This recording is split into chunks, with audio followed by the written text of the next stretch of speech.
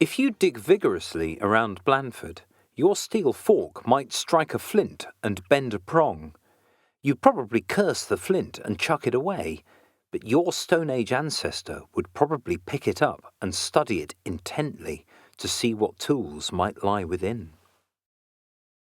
The hand axe was the longest-serving stone tool in human evolution, and it was first used on British soil in the Paleolithic or Old Stone Age. This tool was made during a time of many ice ages, when sea levels were low because much of the world's water was locked in glaciers. This enabled early humans such as Homo heidelbergensis and Neanderthalis to come and go across a dry land strip from the continent. They lived in caves and simple shelters and hunted wild horses, reindeer, and wild cattle called aurochs, following the herds across the low-growing Arctic tundra, which covered a treeless landscape. This hand axe was found in Stourpaine and was made around 500,000 years ago, when one of our early ancestors envisaged the finished tool in the chunk of stone they held. They struck flakes from its face, leaving semicircular facets over the surface, creating a tool about 6 inches long and 3.5 inches wide, and needing a large, probably male hand to use it. Just as our African ancestors used hand axes 3 million years ago, our axe maker used this tool to kill, to chop meat, smash bone for marrow, and dig up edible roots and tubers.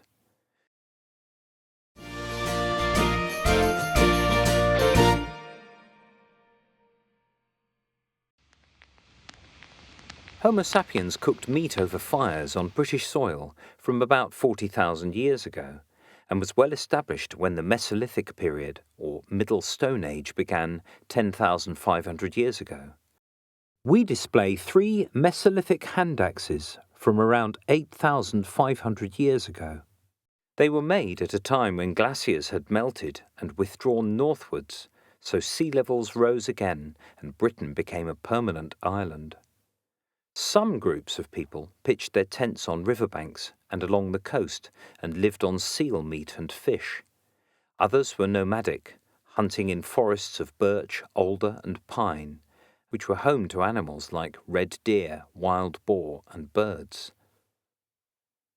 The hunter-gatherers worked in teams using fine flint tools, set in shafts as spears and arrows.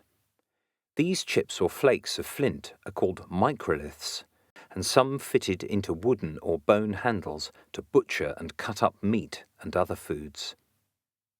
Populations rose along with good food resources and good tools to exploit them, and tented camps on the chalk downland came and went with the changing seasons.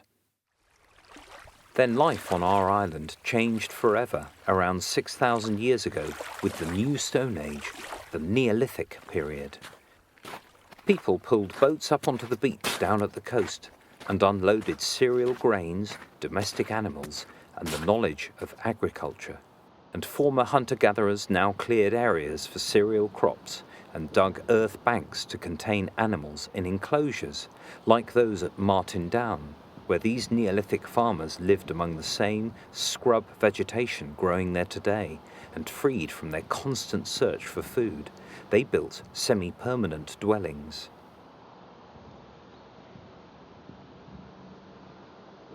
The Neolithic hand axe became an elongated teardrop, some up to 7 inches long, with the blade end wider than the butt.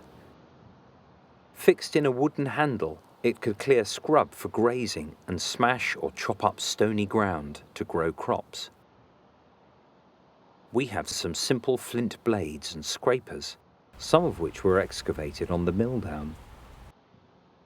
And in front of these are pieces of burnt flint from a domestic hearth. Harvested grains needed storage against rodents and damp, and this gave rise to the first pottery vessels. In the middle of this shelf are some fragments of Neolithic grooved ware pottery, also from the Milldown excavations. They're only a couple of inches in size, but 2 of them fit perfectly together. It's only a few millimeters thick, made from reddish-brown clay and named for its distinct groove below the rim. With crops to tend and livestock to guard, people had to live and work together and obey social rules in order to coexist successfully in Dorset's first static communities. Perhaps working together drove the communities to construct large earth monuments during the 1500 years of the Neolithic period. There were the barrow mounds for multiple burials, such as the 100 metres long Pimperne barrow, where it takes about 2 minutes to walk along just one side of it. Around 3300 BC, people began to create an earthwork we call the Dorset Cursus. The finished monument is 10 kilometres long and 90 metres wide, wider than a football pitch with 5-foot-high banks and ditches. Its purpose remains a mystery, and might have been anything from a processional route to a sports stadium. But whatever its use, people over many generations worked on its construction. Rather like medieval cathedrals built over several centuries, the people creating the Dorset Cursus may have known the project's goal, but few lived to witness its completion.